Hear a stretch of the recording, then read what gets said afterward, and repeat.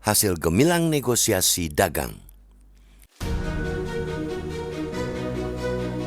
Kesepakatan dagang dengan Amerika Serikat yang dicapai dalam kunjungan Presiden Prabowo Subianto pada Kamis 19 Februari 2026 patut dicatat sebagai salah satu momentum penting diplomasi ekonomi Indonesia dalam satu dekade terakhir.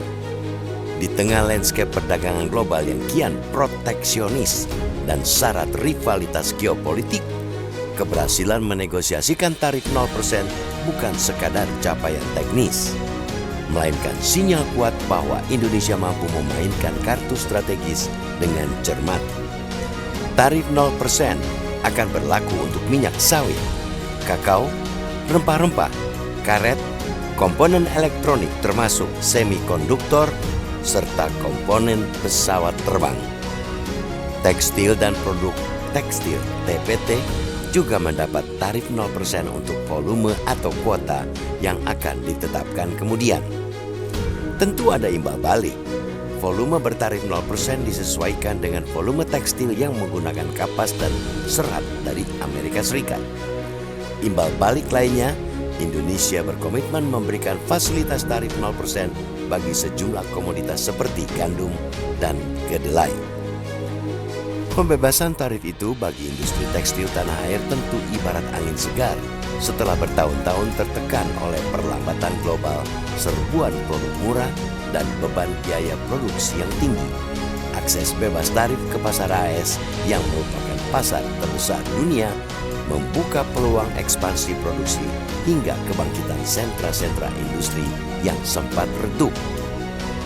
Dalam hitung-hitungan Menteri Koordinator Perekonomian Airlangga Hartarto, pemanfaatan tarif 0% akan menyelamatkan 4 juta pekerja di sektor tekstil dan garmen.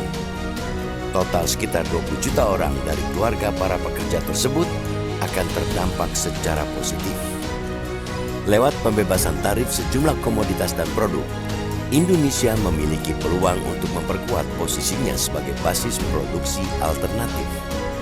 Untuk sawit, kesepakatan ini menjadi penegasan bahwa komoditas andalan tersebut tetap memiliki tempat di pasar utama dunia, sekaligus memperluas ruang diplomasi di tengah tekanan kampanye negatif terhadap produk sawit.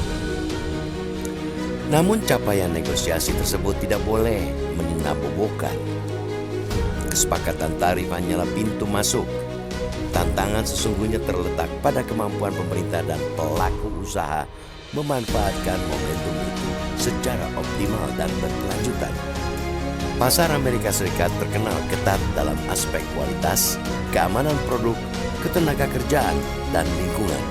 Tanpa peningkatan standar produksi, sertifikasi, serta transparansi rantai pasok, fasilitas tarif 0% dapat kehilangan maknanya.